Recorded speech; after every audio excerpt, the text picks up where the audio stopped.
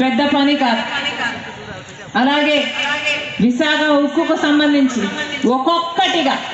ఒక్కొక్కటిగా అసలు మైన్ లేకుండా ఇంతవరకు ఉంది అంటే దానికి ప్రధాన కారణమే ప్రభుత్వాలు. ఆ బాధ్యతను విస్మరించారు కాబట్టే ఈరోజు నష్టాలలో కూరుకుపోయింది. ఒకవైపేమో మైన్ లేదు, ఇంకోవైపేమో రా మెటీరియల్ కొనాలి అంటే ఒకటొకటిగా వచ్చిన ప్రభుత్వాల ప్రోత్సాహం లేకపోతే క్రమంగా నష్టాల్లో, క్రమంగా అప్పుల్లో కూరుకుపోయింది విశాఖ స్టీల్. కారణం ఎవరు? దొంగలు ఊళ్ళు దోచుకున్నారు అన్నట్టు ఈ విశాఖ ఉక్కును దోచుకోవడానికి తయారయ్యారు కేంద్ర రాష్ట్ర ప్రభుత్వాలు. కారణం ఎలక్ట్రిసిటీ విషయంలోనూ అంతే. ఇలా ఒక్కొక్కటిగా ఒక్కొక్క అంశంగా కాలుకు చేతిగా ఒక్కొక్కటిగా నరుక్కుంటూ వస్తే ఒట్టి మొండెం మొగులుతుంది. ఇక అమ్మడానికి ఏ ఆటంకం ఉండదు అని ఇదే పన్నాగం పల్లారు కేంద్ర రాష్ట్ర ప్రభుత్వాలు. గంగవరం పోర్టు చూస్తున్నాం. రాజశేఖర రెడ్డి గారు ఉన్నప్పుడు ఎలక్ట్రిసిటీ విషయంలోనూ అంతే. ఇలా ఒక్కొక్కటిగా ఒక్కొక్క అంశంగా కాలుకు చేతిగా ఒక్కొక్కటిగా నరుక్కుంటూ వస్తే ఒట్టి మొండెం మొగులుతుంది. ఇక అమ్మడానికి ఏ ఆటంకం ఉండదు అని ఇదే పన్నాగం పల్లారు కేంద్ర రాష్ట్ర ప్రభుత్వాలు. గంగవరం పోర్టు చూస్తున్నాం. రాజశేఖర రెడ్డి గారు ఉన్నప్పుడు వైజాగ్ స్టీల్, విశాఖ ఉక్కు ఆంధ్ర రాష్ట్రానికే తలమానిక. ఆంధ్ర రాష్ట్ర ప్రజలందరికీ ఆత్మ గౌరవం. విశాఖ ఉక్కు ఒక కారాగారం మాత్రమే కాదు, దాదాపు లక్షల కోట్లు విలువ చేస్తుంది.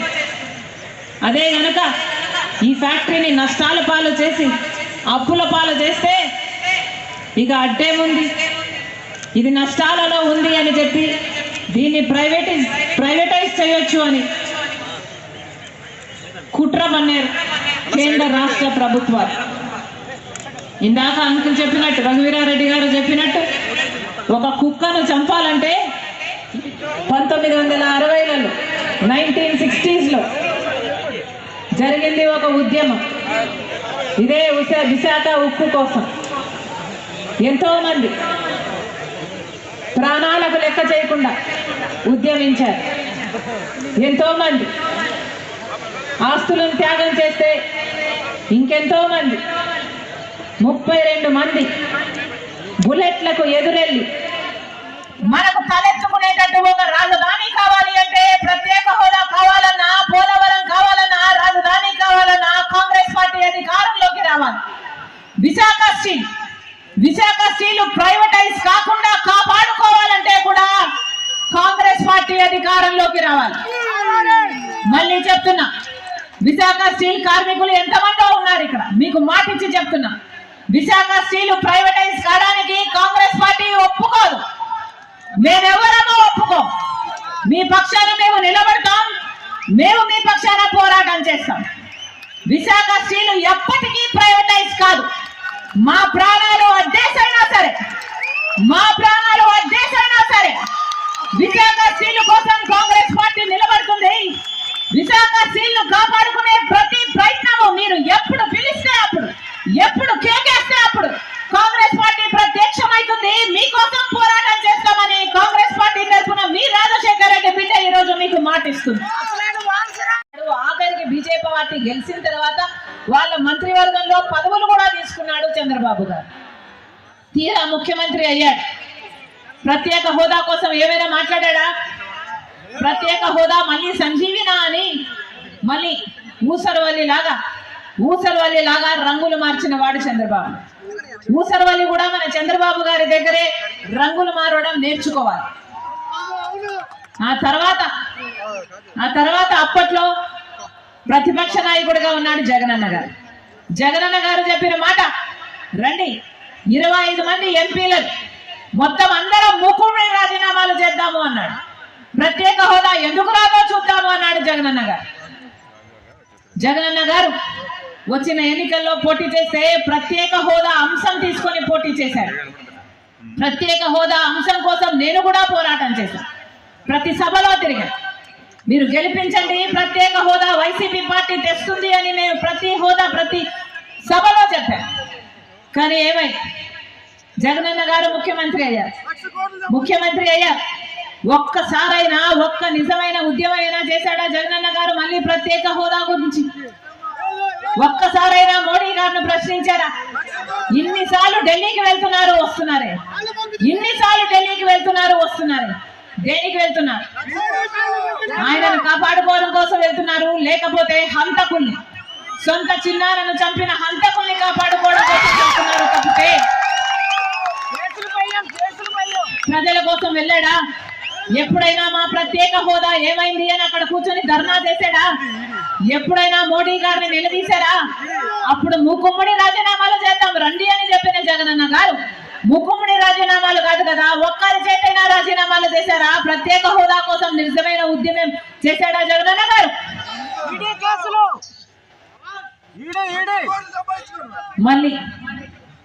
మళ్ళీ చెప్తున్నా, ప్రత్యేక హోదా రావాలి అంటే కాంగ్రెస్ పార్టీ అధికారంలోకి రావాలి.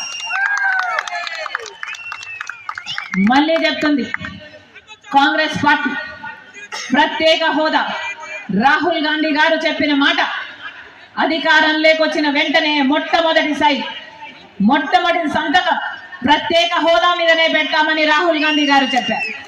ఆలోచన చేయండి, ఒక మనిషికి ప్రత్యేక హోదా గురించి ఎంత చిత్తశుద్ధి లేకపోతే ఆంధ్ర రాష్ట్ర ప్రజలకు సొంత గనులే ఈ పార్టీ ఏర్పాటు చేసేవాడు రాజశేఖర రెడ్డి గారు.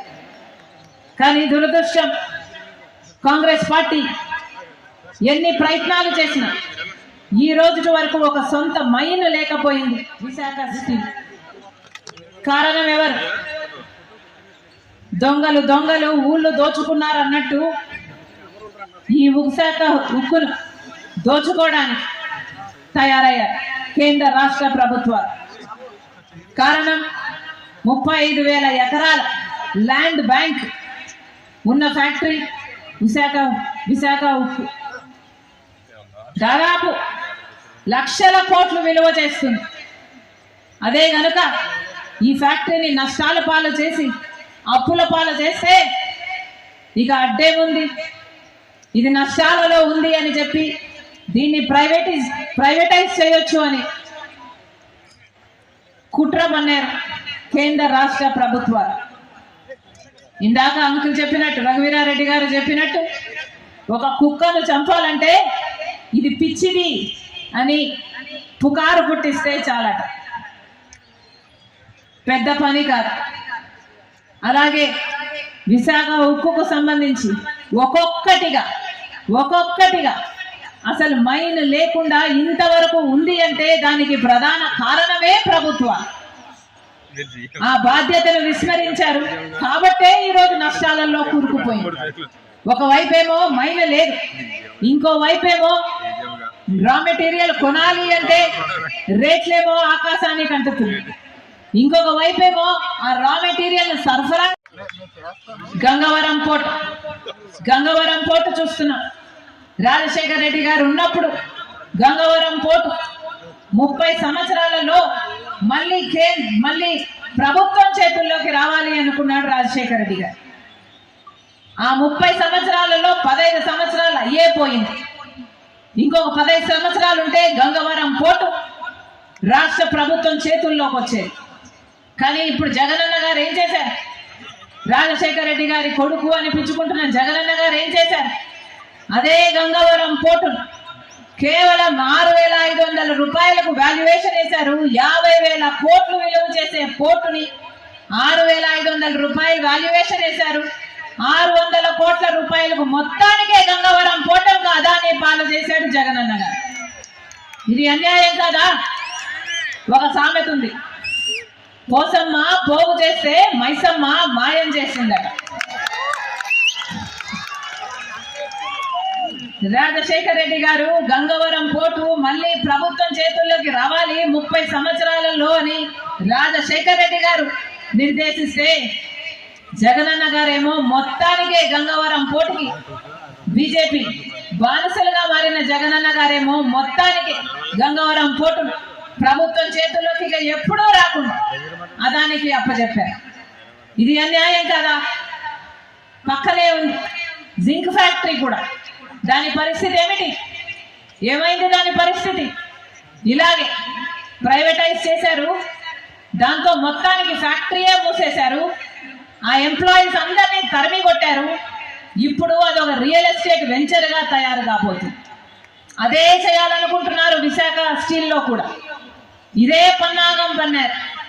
కేవలం ల్యాండ్ బ్యాంకు కోసం ఈరోజు విశాఖ ఉక్కును ప్రైవేటైజ్ చేయాలని ఒక్కొక్క అంశంగా క్రమంగా, ఇది లాభాలలో ఉన్న ప్రాజెక్టు, క్రమంగా నష్టాల్లోకి తీసుకువెళ్లారు, అప్పుల్లోకి తీసుకువెళ్లారు. ఈరోజు కనీసం జీతాలు కూడా ఇచ్చే దిక్కు లేకుండా పోయింది అంటే కారణము కేంద్ర రాష్ట్ర ప్రభుత్వాలు కాదా? ఆదుకునే వాళ్ళ జీవితాలు ఏం కావాలి, వాళ్ళ కుటుంబాలు ఏం కావాలి? ఇది ప్రైవేటైజ్ అయిపోతే వచ్చే కంపెనీ వీళ్ళందరినీ ఆదరిస్తుందా? పక్కన జింక్ ఫ్యాక్టరీ విషయంలో జరిగినట్టు మొత్తానికి ఫ్యాక్టరీని మూసేయదా? ఈ కార్మికులందరినీ వెళ్ళగొట్టదా? ఈ ల్యాండ్ బ్యాంక్ ని ఒక రియల్ ఎస్టేట్ వెంచర్ గా తయారు చేయదా? ఏమైపోవాలి ఈ జీవితాలన్నీ? ఏమైపోయాలి ఈ కుటుంబాలన్నీ? ఆలోచన చేస్తుందా రాష్ట్ర ప్రభుత్వం? ఆలోచన ఉందా ఎవరికైనా? పోనీ ప్రతిపక్ష నాయకుడు చంద్రబాబుగా ఉన్నారు. చంద్రబాబు గారు ఏమైనా ఆలోచన చేశారా? ప్రజల పక్షాన మాట్లాడుతున్నారా? విశాఖ స్టీల్ ప్రైవేటైజ్ చేయడానికి వీలు లేదు అని ఎప్పుడైనా గొంతెత్తారా? ఒక్కరంటే ఒక్కరు కూడా మాట్లాడడం లేదు. మన కర్మ. పాలక పక్షం ఒక తీరుంటే ప్రతిపక్షం కూడా అదే తీరులో బీజేపీ పార్టీకి బానిసలుగా మారారు. దొందే కదా. ఇది ఎక్కడి అన్యాయం అని అడుగుతున్నా. ఇది ఎక్కడి అన్యాయం అని అడుగుతున్నా. అసలు జగన్మోహన్ రెడ్డి గారు ఒక్క తీర్మానం చేశారట, విశాఖ స్టీల్ ప్రైవేటైజ్ చేయకూడదు అని ఒక్క తీర్మానం చేశారట. అంతటితో ఆయన పని అయిపోయిందట. చేతులు దులిపేసుకున్నాడు. పెద్ద పెద్ద కోటలలో బతుకుతున్నాడు. సరిపోతుందా? ఎందుకు ఉద్యమించలేదు సార్ అని అడుగుతున్నాం. ఎందుకు ఉద్యమించలేదు? మీ ప్రజలు కదా మీకు ఓట్లు వేయలేదా? వీళ్ళు ఓట్లేస్తే కదా మీరు గెలిచింది? వీళ్ళ జీవితాలు కదా? ఆలోచన చేయాలి. మళ్ళీ మళ్ళీ అదే నాయకులు ఎన్నుకుంటే ఏం జరుగుతుందో ఆలోచన చేయాలి. జగన్ అనగా